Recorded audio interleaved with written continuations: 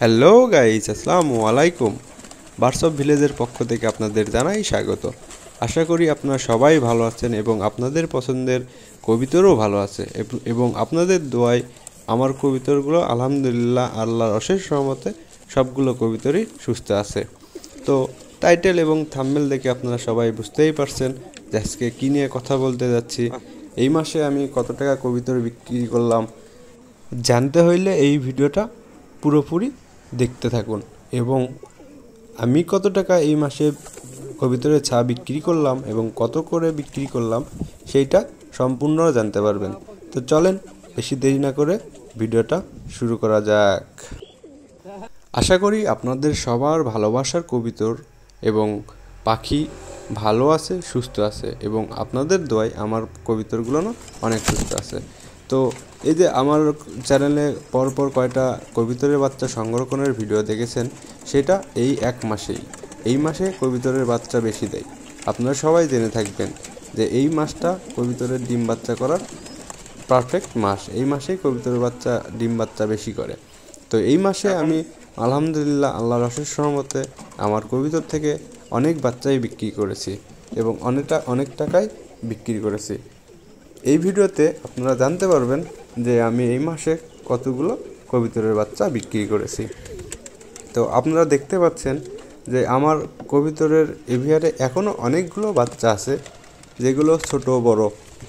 আসলে সব কবিতরের তো আর একসাথে ডিম দেয় না, তো সবগুলো বাচ্চাই একসাথে বড় হয় না। এটা আপনারা সবাই জেনে থাকবেন। 30 জোড়ার ওপরে আমার কবিতর আছে এবং প্রত্যেক জোড়া থেকে আমি বাচ্চা সংরক্ষণ করেছি। তো টোটাল এই মাসে 30, 40, 45 জোড়া কবিতরের বাচ্চা পেয়েছি, যেটা ক্যালকুলেশন করে দেখতে পারেন আপনারা যে পার পিস জোড়া আমার 250-300 টাকা বিক্রি করা হয়েছে। তো আলহামদুলিল্লাহ আল্লাহর অশেষ রহমত এবং আপনাদের ভালোবাসায় এবং আপনাদের দোয়ায় আমি এই মাসে কবিতর থেকে একটু হলেও প্রফিট পাইছি, যেটা আমি অনেক খুশি এবং আপনাদের মাঝে সেটা শেয়ার করতে পেরে আমারও অনেক ভালো লাগতেছে। এই সম্পর্কে আপনারা যদি জানতে চান যে আমি কিভাবে এত বাচ্চা পাইলাম, তাহলে আমাদের ভিডিওর সাথেই থাকুন। আমি মূলত আমার কবিতরকে সবসময় ভালো খাবার খাওয়াই, যেমন সরিষা, ভুট্টা এবং বিভিন্ন ধরনের ধান মিক্সনের যে খাবারটা হয় সেই খাবারটাই আমি আমার কবিতরকে খাওয়াই। তো আপনারাও চেষ্টা করবেন আপনাদের কবিতরকে এইভাবে খাওয়ানোর। এবং প্রত্যেক 6 মাস পর পর আমি আমার কবিতরকে কিছু ভ্যাকসিন খাওয়াই, কিছু ভ্যাকসিন করাই। সেইগুলো যদি আপনারা জানতে চান তাহলে প্লিজ কমেন্ট করবেন। পরবর্তীতে কোনো এক ভিডিওতে এই সম্পর্কে আলোচনা করব। তো আপনারা জানতে চাইলে বেশি বেশি কমেন্ট করুন যে কিভাবে এত কবিতরের বাচ্চা আমি পেলাম, সেটা সম্পর্কে আমি ফুল ভিডিও নিয়ে আসবো। তো আপনারা দেখতে পাচ্ছেন আমার সকল কবিতরের মাঝে কিছু কিছু বাচ্চা এখনও আছে। আলহামদুলিল্লাহ এই মাসে আমি আরও বাচ্চা সেল করতে পারবো। তো এই যে দেখতে পাচ্ছেন সামনে এই কবিতরের বাচ্চা নিয়ে বসে আছে। তো আমাদের এই ভিডিও আপনাদের কেমন লাগতেছে প্লিজ কমেন্ট করে জানাবেন এবং আপনাদের বন্ধুদের কাছে আমাদের চ্যানেলটা শেয়ার করবেন।